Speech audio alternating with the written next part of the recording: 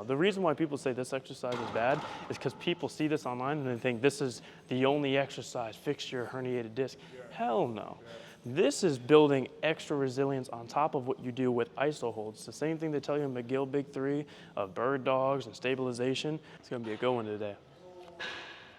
Hit a track workout yesterday, so you know those adductors are feeling something. So we're gonna work it all out. All right, we got reverse step up.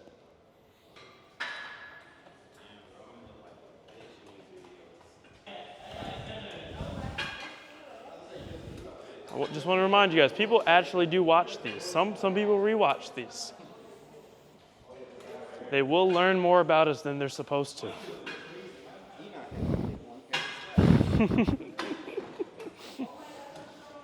that the right setting? That's good. Oh yeah. After sprints, okay. Okay, so the recovery curl, that's what I call it. Keep the strictness. Neutral pelvis, glutes flexed whole time. Make the lightweight feel heavy, because heavyweight will tear me today, so. Try not to let the low back arch. It's tough.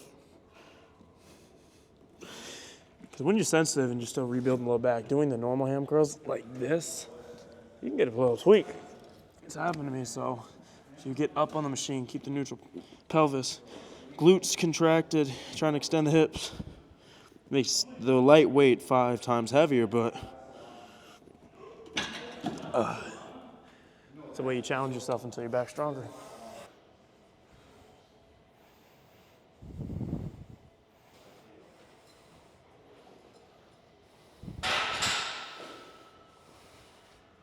Oh, I don't know what was going on, my low abs.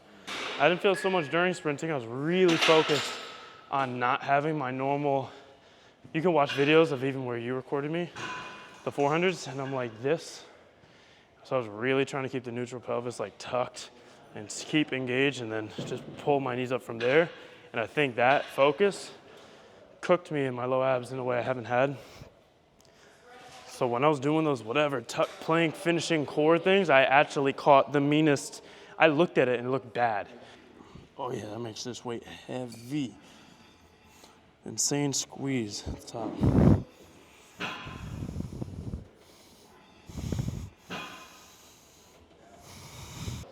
What's the knees back extension? Yeah, I thought I heard that, but you're gonna have to tell me, what is the knees back extension? Right.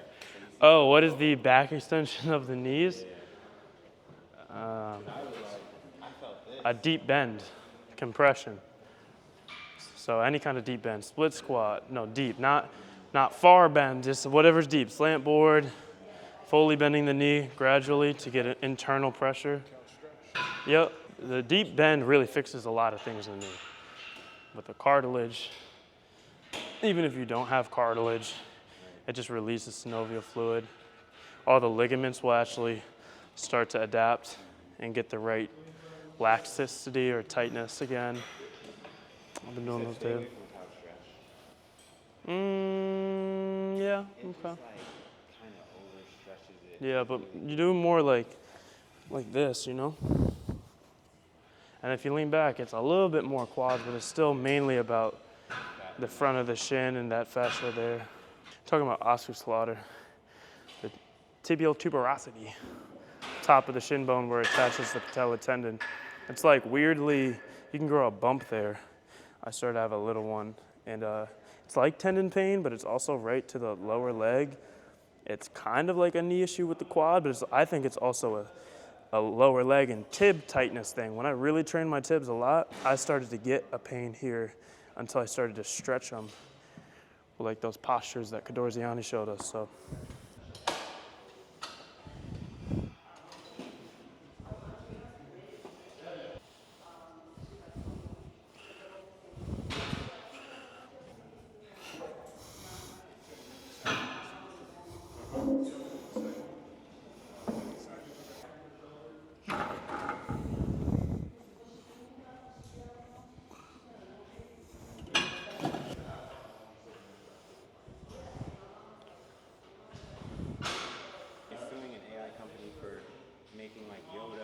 Yeah, film stuff, right?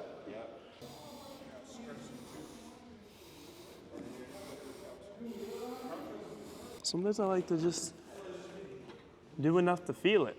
You know, I'm probably going like 60% effort. I feel like, what am I doing? 44 pounds? I'm pretty sure I could do triple. Yeah, I can still pretty easily do triple the weight. And that would be my like productive getting strong set. But if I do a third and just work through today what feels safe and good, it's a deposit. It's the right deposit. I'll make the form harder. I'm walking away with a burn. Not every day, but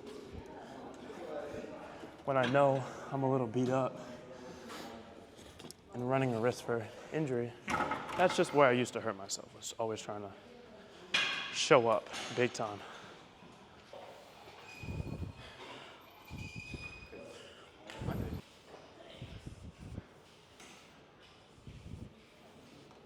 When you do an iso hold like this, the muscle length isn't changing, but the tendon starts stretching.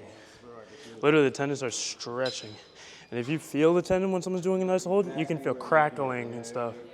That's intra fiber, like the collagen, something in there within the actual tendon is starting to realign and it grabs and stretches. Probably all that's inaccurate, but there's something happening in there. Because when you do that, I just warm up enough, the muscles and everything, to feel good enough to tolerate it. But like, I don't think it really changes the deepest scar issues within the tendon the same way isos do. It just builds strength around it. It thickens the tendon around the little tears you had. The reps. Yeah, the reps. But the hold doesn't let you hide anything. And I think it's like that for the spine too. When you do reps on the back extension, that's what today's reel is gonna be about. It'll build everything around your problem area so you could be pretty good. But if you do iso holds, it's going to feel everything. Every vertebrae is gonna have to squeeze. And so,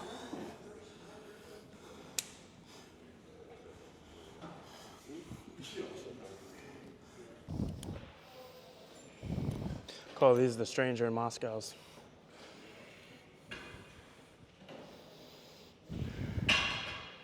Haven't opened up behind the knee like this in a while. Had to take a good year break from it after that tear behind my knee. I tried to stretch through it. It was always tight, and I was keeping it fucked up. Just keeping it all torn and sensitive. I had to stop and just squeeze behind my knee, ham curl, without a stretch for a whole year.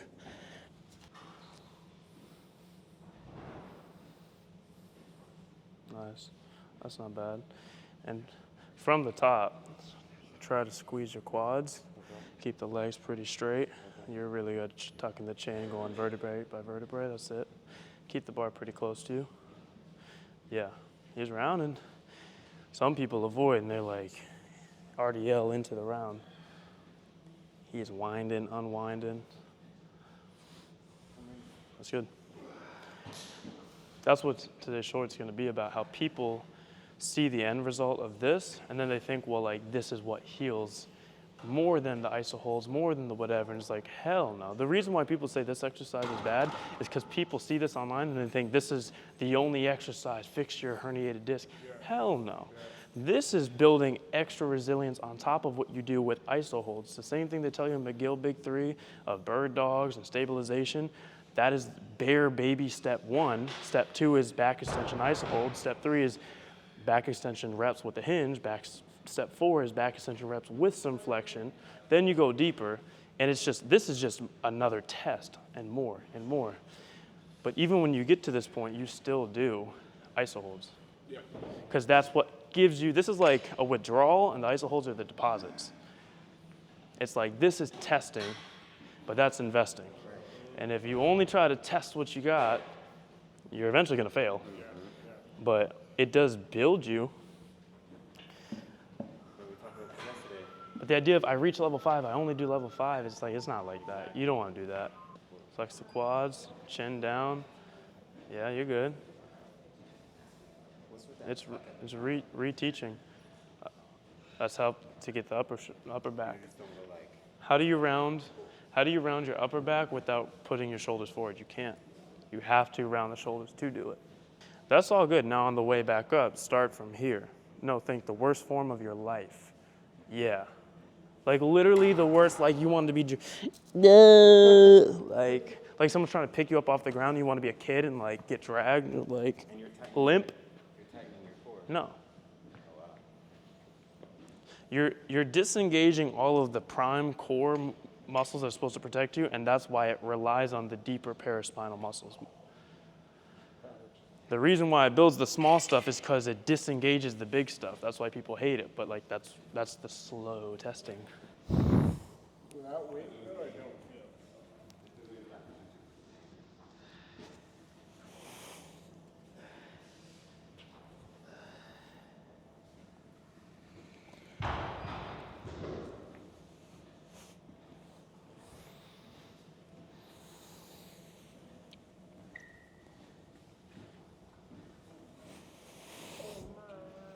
Just gotta keep those legs straight. That's solid. So you're going wider stance, you can though. That's totally fine. It's just slightly stretching different aspects within the hips. Just don't let the knees bounce and buckle and shit. Yep. That's really good. Enoch's never had spine issues, so he probably just feels things opening up. But again, just because he can jump straight to that, he didn't have to earn his way through the back extension progression. Doesn't mean this is his exercise to just only do and then he'll be good. He'll get hurt. You will overstrain something because you just also haven't invested in your spine. You didn't have breakdown, you didn't have injuries yet, but you also didn't do a year of holds and reps and on the back extension machine. So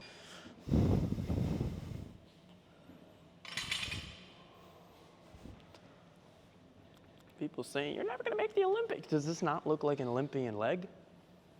You telling me this bump on that thigh is a normal leg?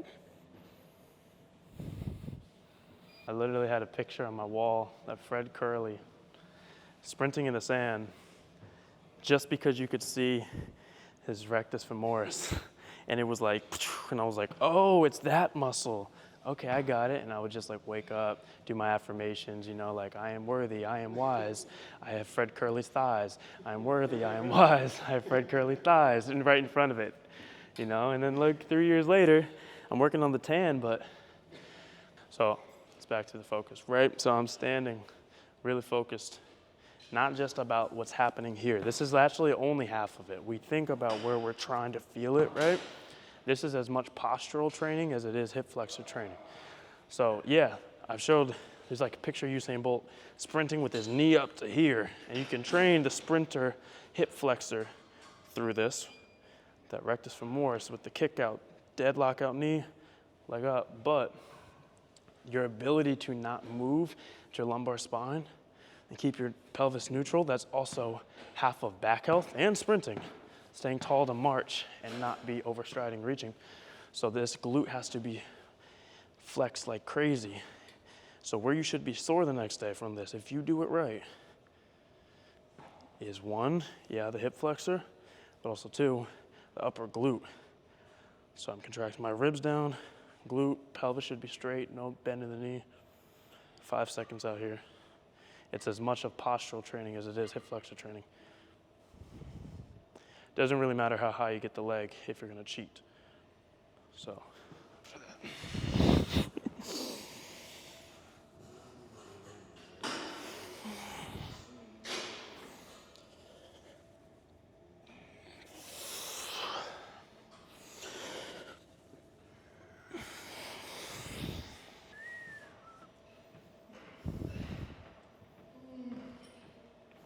This also helps with the flexibility of your hamstrings. It's reciprocal inhibition. The tighter your squeeze on one side of a joint, and the shorter range of the muscle belly, neurologically, the more your body's going to let you stretch the other side. So if you want to stretch your bicep, the stronger you get the very lockout of your tricep contraction, the shortest muscle length you can get in a really hard squeeze, not just, of course, you're forcing the stretch, neuromuscularly, it's going to allow it. A lot of stretching isn't just a muscle length, it's about the fascia, and it's about a neurological protection to not let things overstretch. Golgi tendon, look at it. But, so by doing this, getting a real good squeeze in the short range, you do get a good stretch. It just helps you open up the hamstrings without even having to do passive stretching on the hamstrings.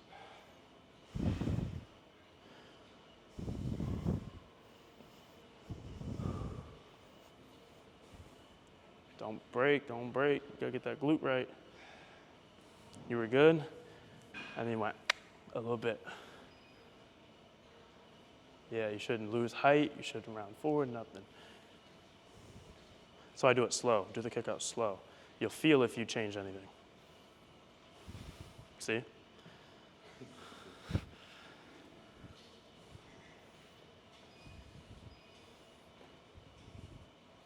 You too worried about height.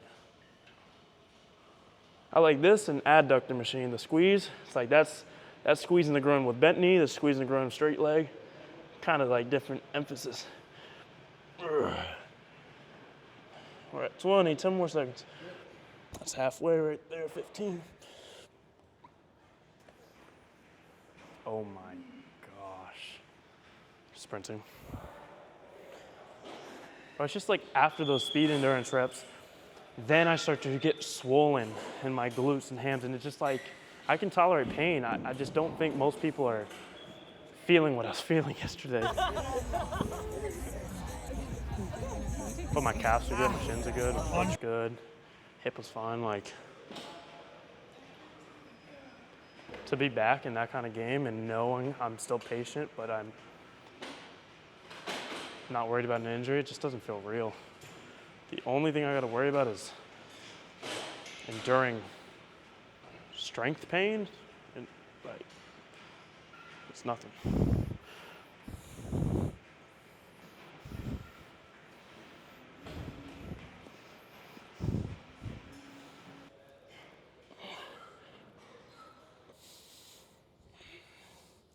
Also training the lateral strength of the spine, QL, transverse abdominis, even some of the actual spinal muscles, the rectors.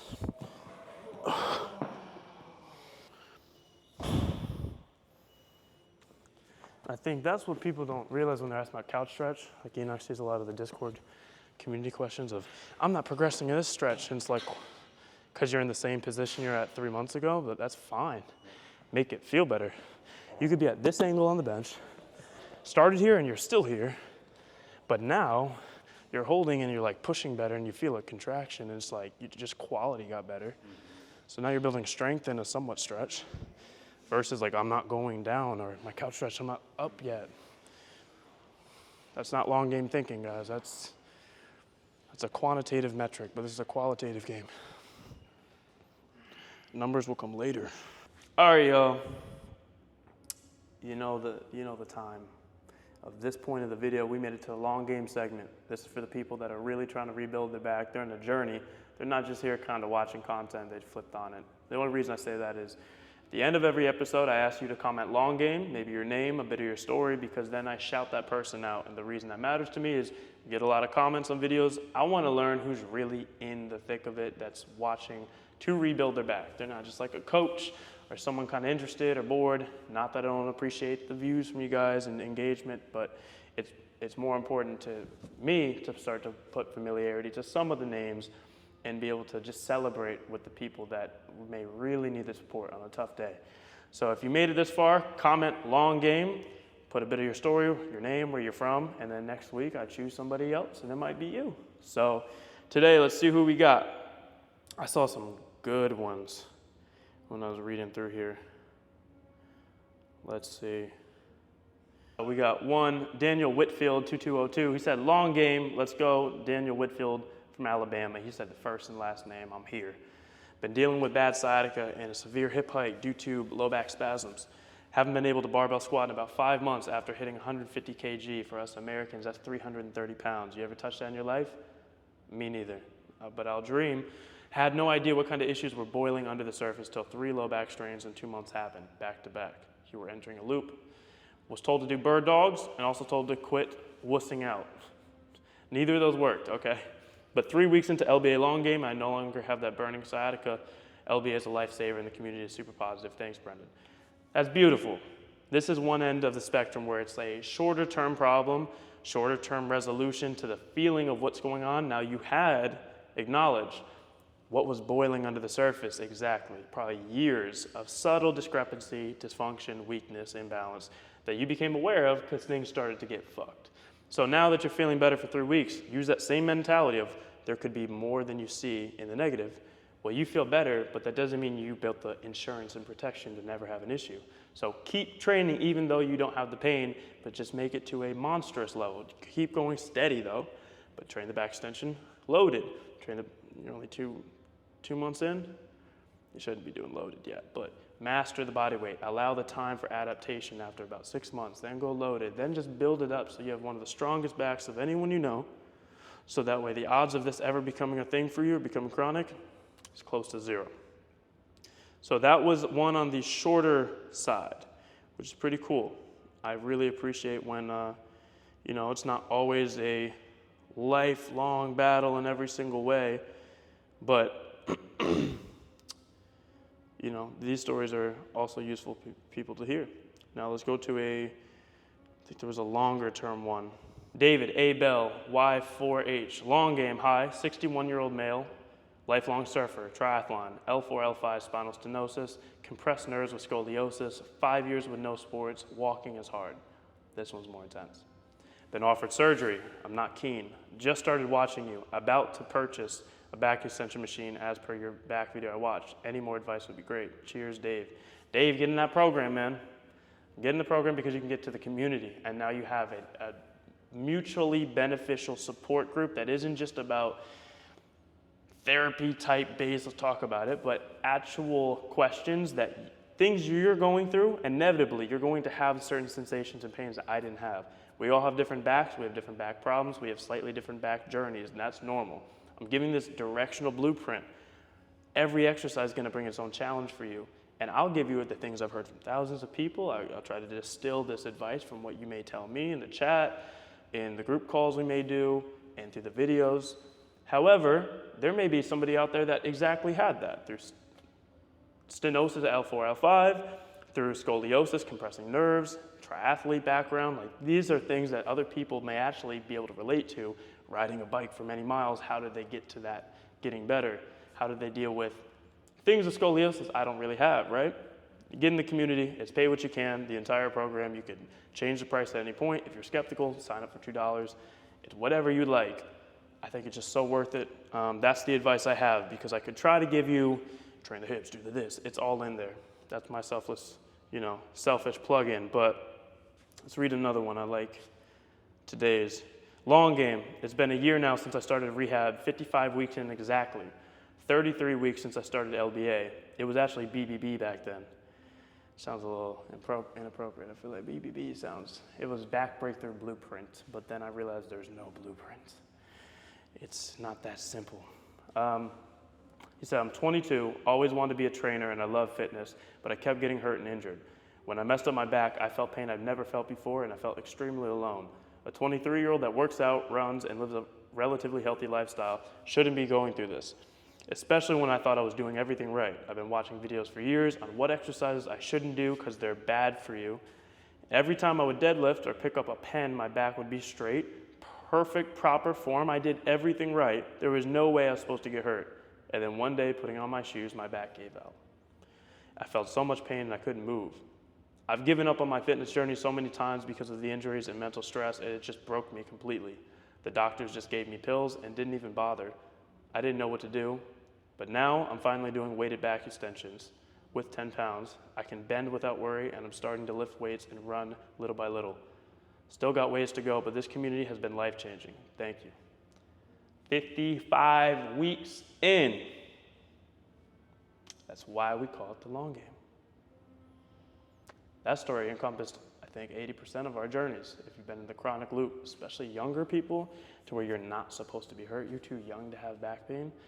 If you were exercise conscious like we were, I was a trainer, studied exercise science. I'd go to sports medicine conferences. I was in the research. I was helping with research. I was studying, doing all the functional training. Perfect form on the deadlift that herniated 2 discs. How could that happen? Because we're told to never put our back in a vulnerable position. But vulnerability is what leads to growth and strength in all aspects of life. How are you going to get stronger if you're afraid of discomfort in a way that's productive? At the right manageable amount that doesn't kill you, we are adaptive creatures. Upper body, use it or lose it, makes sense. Lower body, use it or lose it, makes sense. Low back, whoa, don't bend it. Logical fallacy, right? So you could have perfect form, do all the right exercises, don't do any of the wrong exercises, go pick up a shoe, boom, sciatica. Sounds like the old way just doesn't leave people protected enough. And I get why we said that. It's easier to make rules of safety than it is to teach discernment of vulnerability. And that's where people like us that have actually come from it, I think I have credibility only because I messed up enough times to relate to where you messed up. I don't have the grand solutions, but I'm gonna definitely be able to tell you, hey, there's that step you're about to take, there's a sliding rock there. Don't go there, try that. I'll teach you the nuance of how do you do this difficult challenge that is rebuilding the most sensitive part of your body. And, you know, I love reading those stories because I just read mine. And I just read aloud 1,000 people's stories that are going to watch. So that is what the long game is about. I really appreciate you sharing that. What was his name again? Angel Guzman, 3233. That was the one I was looking for earlier. I remember seeing that. You embody it. 55 weeks in, I hope all the new members can take lead to that and really feel inspired and realize it's not a linear journey, it's exponential, and that is hard in the beginning, and it's a blessing in the long term. So, long game, comment your story. Appreciate y'all.